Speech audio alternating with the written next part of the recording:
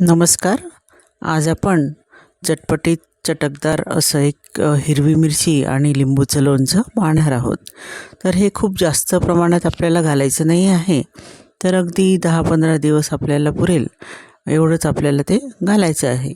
त्यासाठी मी थोड्या मिरच्या घेतल्या आहे आणि 2-3 लिंबू घेतलेले आहे.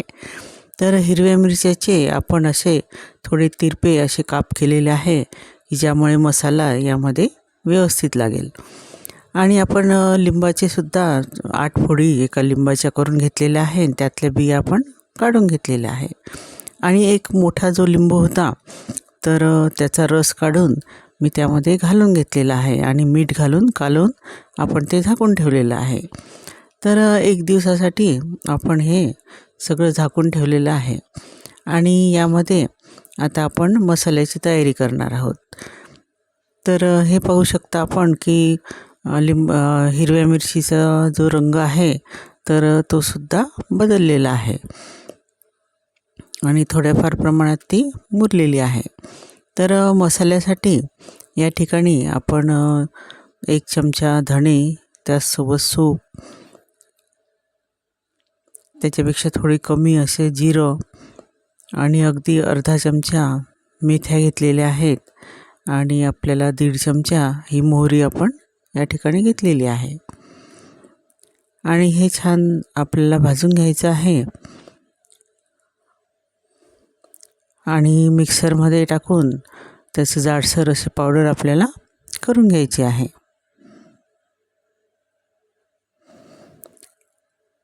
आता हे मसाले आपण थोडे थंड करून घेऊया.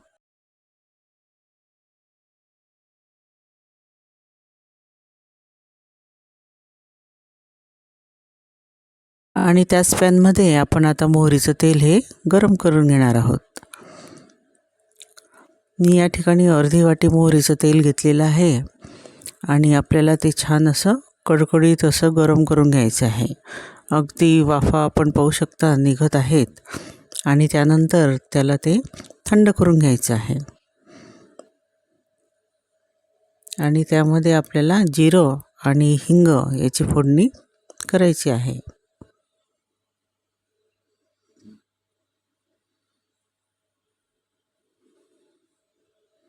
आणि हे तेलसुद्धा थोडं थंड होऊ द्यायचं आहे. आणि आपण मगाशी तयार केलेला जो मसाला होता तर तो आपण यामध्ये घालून घेतलेला आहे.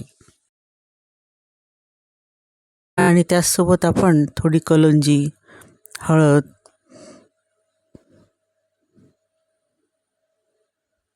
आणि तिखट घालणार आहोत.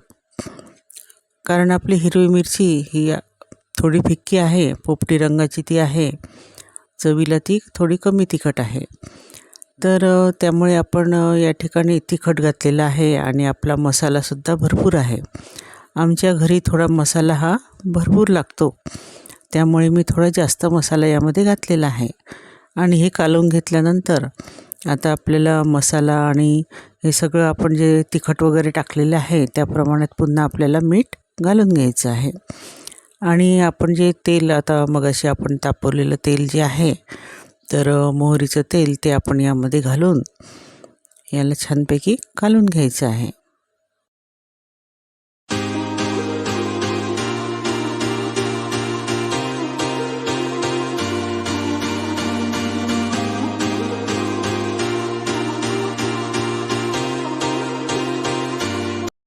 आणि 1-2 दिवसासाठी आपल्याला हे त्या पॉटमध्येच ठेवून द्यायचं आहे. आणि एखाद दिवसानंतर आपल्याला ते पुन्हा हलवत राहायचं आहे. आणि त्यानंतर ते एका काचेच्या बॉटलमध्ये आपल्याला स्टोअर करून ठेवायचं आहे. तर अशी माझी ही चटपटीत आणि चटकदार असं हिरव्या मिरची आणि लिंबूचं लोणचं ही रेसिपी आपल्याला आवडली असेल तर रेसिपीला लाईक करा, शेअर करा आणि कमेंट करायला विसरू नका. आणि त्याचसोबत माझ्या चॅनलला सबस्क्राईब करा आणि बेल आयकॉनचं बटन नक्की दाबा. तर या ठिकाणी 2 दिवस आपले झालेले आहेत आणि यामध्ये आपल्याला थोडं अजून लिंबाचा रस वाटला तर आपण या ठिकाणी घालून घ्यायचं आहे. तर मैत्रिणींनो, या ठिकाणी जेव्हा मी ते बरणीमध्ये भरलं हे लोणचं त्यावेळेला मला तो रस्सा थोडा कमी वाटला, त्यामुळे स्वतः मी एक लिंबाचा रस अजून त्यामध्ये घालून घेतलेला आहे, की ज्यामुळे जो आपण लिंबाचा रस्सा किंवा जो खार म्हणतो लोणच्याचा, तर तो भरपूर असा तयार होतो. आणि खार जास्त आवडत असल्यामुळे मी हे केलेलं आहे. रेसिपी घरी नक्की ट्राय करा. धन्यवाद.